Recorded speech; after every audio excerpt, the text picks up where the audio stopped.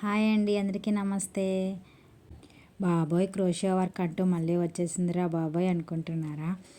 ఏం లేదండి, క్రోషియో work just only art కాదండి, ఇది ఒక ఆర్ట్ థెరపీ అని ఎంతమందికి తెలుసండి మీకు?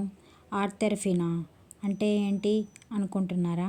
ఆర్ట్ థెరపీ అంటే ఏం లేదండి, మనము మానసిక ఒత్తిడిని తట్టుకోవడానికి ఒక ఆర్ట్ని మనము తీసుకొని దాని మీద వర్క్ చేస్తే మనం కొత్తగా క్రియేట్ చేసే ఒక్కొక్క ప్రాజెక్ట్ దానివల్ల మనకి హ్యాపీ హార్మోన్స్ అనేవి రిలీజ్ అవుతాయి, మనకు ఒత్తిడి అనేది తగ్గుతుంది.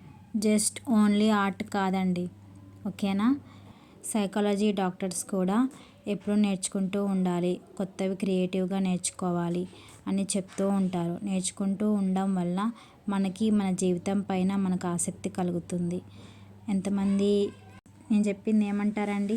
ఒకసారి ఆలోచించండి.